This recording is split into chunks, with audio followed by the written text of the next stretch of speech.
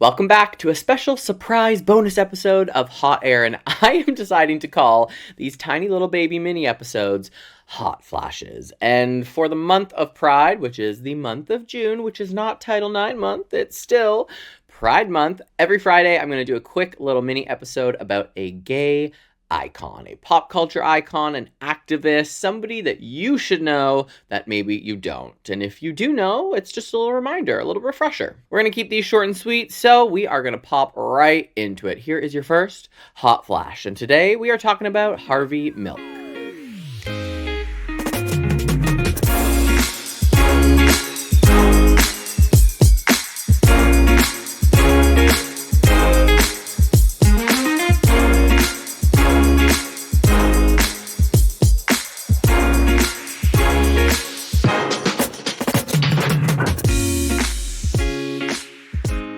Let's hit it. Part 1.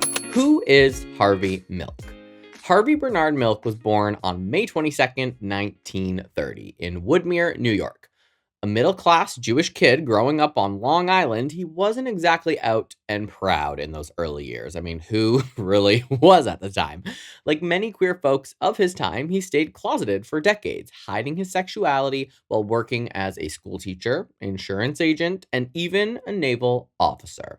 Yes, that's right. Harvey Milk was a gay man in the Navy. I couldn't think of anything clever, so let's insert a don't ask, don't tell, flash forward joke right here.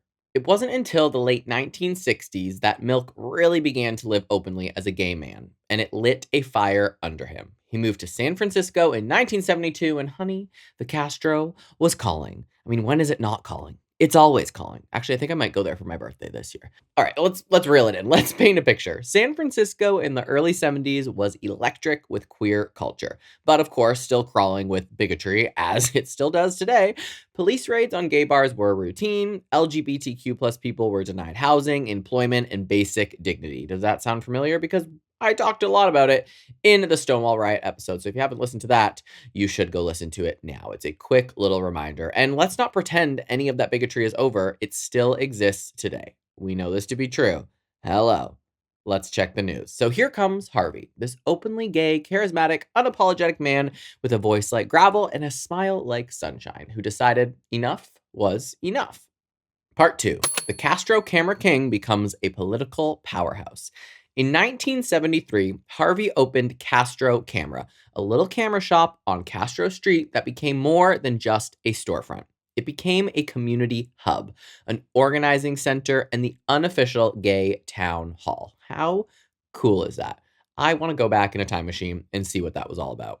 From that humble space, Milk launched a political movement. He ran for the San Francisco Board of Supervisors 3 times, lost again, and instead of giving up, he grew stronger, louder, and bolder, because that is what us queers do. We persist. And finally, in 1977, history was made. I just got full body chills. Harvey Milk became the first openly gay elected official in California. Pause. Take that in. Not the first gay man to be outed while in office, not the first one suspected while in office, the first one to say, yes, I'm gay and I am here to serve. Serve the public, not serve looks. I'm sure he served looks, but serve the public. He won not because he hid who he was, but because he was authentically himself. That was radical then, and honestly, still is radical now. It's very unheard of to have open gay politicians or anyone in government just be open and out. And Harvey, badass, way before his time. Part 3, what Harvey stood for and why he still matters. So what made Harvey Milk such a game changer? Well, first off, he got it. He knew visibility was power. He famously said, you gotta give them hope. He believed that if people saw out and proud gay folks in office, in business, in everyday life, it would chip away at ignorance and fear. And that is still true today. There's not a lot of representation of the LGBTQ plus community in high power positions, and we need more of it. But he wasn't just a symbol, he got shit done. Here's a few things, very important things, that he did. Harvey fought for LGBTQ plus rights, including non-discrimination laws in housing and employment. He supported labor rights, backing the Teamsters and boycotting Coors Beer for their anti-union stance. Gay bars pulled Coors from their shelves, and the labor movement supported Milk in return. That's intersectionality before it was even a buzzword. Harvey championed seniors, low-income residents, and public transportation. He wasn't just the gay candidate, he cared about everyone. He wasn't just the candidate for the gays, he cared about everyone. He fought against the Briggs Initiative, which is Prop 6, a horrifying proposed law that would have banned gay teachers or anyone who supported gay rights from working in California public schools. And guess what? Thanks to people like Milk and the massive coalition he helped build, the Briggs Initiative failed. Harvey's efforts helped turn the tide of public opinion. Part 4. His assassination and resilience. Depresso, stresso. Tragically, on November 27th, 1978, just 11 months after taking office, Harvey Milk was assassinated alongside Mayor George Moscone. I hope I'm saying that right. They were assassinated by Dan White, a disgruntled former city supervisor. White's trial would become infamous. He used what would be mockingly called the Twinkie defense, claiming his mental state was diminished due to depression and junk food. I was going to make a joke about how much sugar I eat and how shitty it makes me feel, but this is not the time. He got convicted of voluntary manslaughter instead of murder. The LGBTQ plus community rioted in what's now known as the White Night Riots. And some might say protest, some might say riots.